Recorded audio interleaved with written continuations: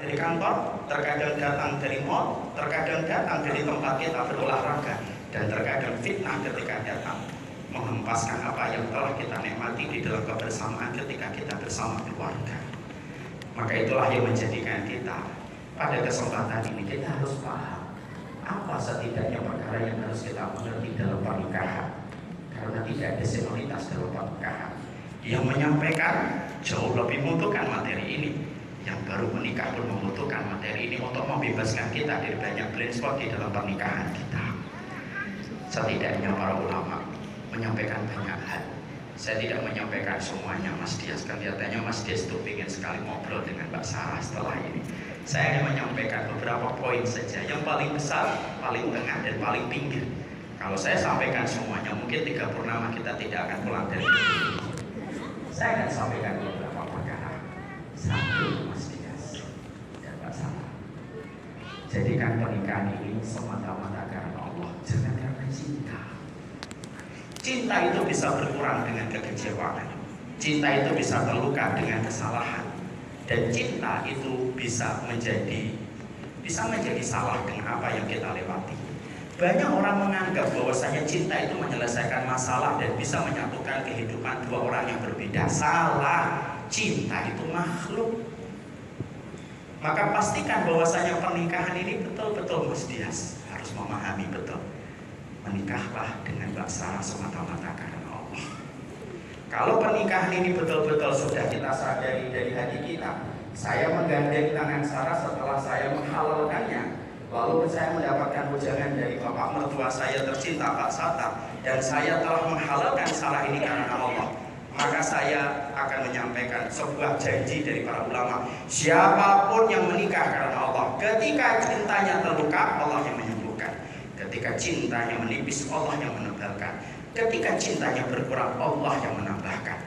Dan sesungguhnya yang memiliki hatinya Mas Dias itu bukan Mbak Sarah. Yang memiliki hatinya Mas Dias itu adalah Allah. Yang memiliki hatinya Mbak Sarah itu bukan Mas Dias, tapi yang memilikinya itu adalah Allah. Bersandarlah kepada pemilik cinta, yaitu adalah Allah. Makanya Mas Dias, kenapa habis nikah disunahkan untuk mencium kening istrinya dan berdoa? Tadi saya belum melihat dicium keningnya. Nanti habis ini dicium keningnya. Cium keningnya, berdoa. Allahumma inni as'aluka khairaha wa khaira ma jabaltaha 'alaiha wa a'udzubika min syarriha wa syarri ma jabaltaha 'alaiha. Lalu disunahkan setelah itu sholat 2 rakaat. Nanti setelah para tamu selesai dengan hajatnya, sholat 2 rakaat. Kenapa ada mengecup kening, Ustaz? Dan ada sholat setelah kita menikah, memberikan makna yang begitu mendalam kepada kita. Nikah itu kalau bukan karena pertolongan Allah, tidak ada yang bisa bertahan melewati badai yang akan ditemui. Bapak Satar tadi mengatakan, cintamu teruji bukan ketika di musim yang terang, tapi cintamu diuji ketika engkau melewati badai. Tidak ada yang menjadikan kita bertahan kecuali adalah karena Allah. Nanti sholat 2 rakaat. Nanti Mas Dias jadi imam, jangan kebalik ya. Jadi jangan Mbak Sarah jadi imam, Mas Dias jadi imam, sholat 2 rakaat. Dan setelah itu cium keningnya. Ya Allah, aku minta kebaikan dan kebaikan yang Engkau anugerahkan kepada Sarah, dan aku berlindung dari keburukan dan keburukan yang ada di dalam kehidupan Sarah. Semenjak saat itu Allah yang turun tangan. Lakukan pernikahan karena Allah, sisanya akan disempurnakan oleh Allah. Yang kedua, pernikahan itu ketika karena Allah, jangan transaksional. Kalau nanti Mas Dias berbuat baik sama Mbak Sarah, jangan karena menunggu Mbak Sarah berbuat baik sama Mbak Dias kepada Mas Dias. Karena bisa jadi ketika Mas Dias berbuat baik kepada Mbak Sarah, bisa jadi Sarah belum bisa langsung menggantinya dan belum langsung bisa membalasnya. Bisa jadi pula ketika Mbak Sarah berbuat baik kepada Mas Dias, bisa jadi Mas Dias juga tidak langsung bisa membalasnya. Tapi kalau kita berbuat baik, bahwasanya pernikahan ini bukan transaksional, siapapun suami yang berbuat baik kepada istrinya, Allah pasti memberikan hasil yang baik kepada apa yang diusahakan. Sarah ketika berbuat baik kepada Mas Dias, maka pasti kebaikannya itu tidak akan disia-siakan oleh Allah, karena kita harus ada satu ayat yang kita imani. Hal jazaa'ul ihsan illa ihsan. Tidak ada kebaikan kecuali kebaikan. Itu feedbacknya adalah kebaikan. Ingat ya Mas Dias, dia sini laki-laki, logikanya panjang, pendek rasanya. Salah. Wanita yang kau cintai ini panjang perasaannya, pendek logikanya. Kadang-kadang kalau bukan karena Allah, ini bisa menjadi sebab perseteruan yang tidak ada habisnya. Tapi biarkan, mengadulah kepada Allah, sholatlah. Dan saya sih berdoa semoga setelah ini nanti kalian umroh atau kalian haji, supaya kalian langsung lapor kepada pemilik alam semesta, supaya Allah yang padamkan ratusan fitnah di masa mendatang pada kehidupan kalian. Menikahlah karena Allah, tidak akan pernah dikecewakan dunia dan akhiratnya. Ini yang pertama. Yang di tengah, yang paling penting, jadikanlah pernikahan ini layaknya persahabatan.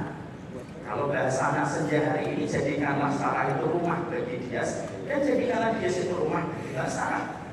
Karena sesungguhnya, kata para ulama, menikah itu takdir, tapi mendapatkan jodoh cita rasa sahabat itu adalah sebuah anugerah. Walaupun Mas Dias kelihatannya tipenya serius orang ini, dia kelihatannya Mas Dias ini, dan Mbak Sarah ini tipenya santai. Tapi semoga tetap kalian itu bisa menjadikan bagaimana kalian di dalam pernikahan itu selayaknya persahabatan. Kalau pernikahan itu sudah selayak persahabatan, kita akan dicukupkan dengan yang halal, sehingga kita tidak perlu mikir yang haram. Kita tidak perlu cincat kepada lawan jenis yang haram. Kita tidak perlu menghubungi yang haram. Kenapa? Karena cita rasa persahabatan sudah kita dapatkan bersama dengan pasangan kita. Jangan terlalu kaku. Terkadang jadikanlah pasangan kita sebagaimana sahabat dan sebagaimana kekasih. Kadang-kadang kita harus lurus di dalam pernikahan. Jadikanlah sahabat, Mas. Makanya ketika pernikahan itu sudah selayak sahabat, maka akhirnya kita akan menikmati setiap proses kita bersamanya ketika kita telah bersahabat. Imam Ibnu Katsir itu berkata, lam ara al-mutahabaini misla zawaj. Aku tidak pernah melihat persahabatan sehebat dan senikmat antara suami istri ketika mereka telah menyatu satu jiwa dan satu visi dalam kehidupan mereka. Kalau kita ingin menjadikan pasangan kita kayak sahabat, satu, maafkan kekurangannya. Karena sesungguhnya pasangan kita mesti punya kekurangan. If you don't accept my words, you don't deserve my best. Kalau kamu tidak siap dengan kekuranganku, kamu tidak layak mendapatkan kelebihanku. Sesungguhnya Mas Dias pasti banyak kekurangan, Mbak Sarah juga pasti punya kekurangan. Semoga hati kalian bisa memaklumi setiap kekurangan-kekurangan yang ada. Dan yang paling penting adalah mintalah kepada Allah setiap waktunya supaya dicukupkan dengan yang halal, supaya tidak perlu melirik yang haram dan tidak tergugah pada sesuatu yang haram yang ada di luar rumah kita. Dan itu yang di tengahnya. Yang ketiga, yang paling penting juga, pernikahan itu merupakan seni tingkat tinggi untuk mengelola perkara-perkara kecil menjadi bermakna. Rasulullah ketika menikah, beliau lomba lari dengan Ibunda Aisyah, Mas Dias. Ketika Rasulullah menikah, beliau kalau melihat Ibunda Aisyah minum, dilihat mana bekas tempat minumannya Ibunda Aisyah, lalu ditempelkan bibirnya di bekas bibirnya Ibunda Aisyah. Rasulullah ketika melihat Sofiyah akan naik onta, beliau berikan pahanya supaya Sofiyah naik onta dengan pahanya.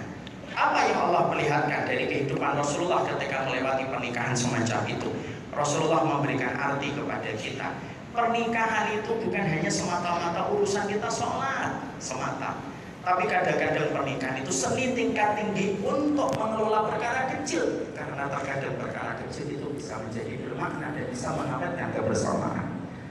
Perempuan itu, Mas Dias, kadang-kadang yang besar dia lupa, tapi kadang-kadang yang kecil dia ingat. Kadang-kadang nafkah kamu dia lupa, tapi kadang-kadang kamu membukakan pintu untuknya ketika dia masuk mobil, dia ingat. Kadang-kadang ketika kamu makan bersamanya, lalu kamu menyuguhkan makanan terlebih dahulu kepadanya sebelum kamu memakan untuk dirimu, akan diingat olehnya. Makanya Rasulullah SAW itu ketika memberikan makna pernikahan,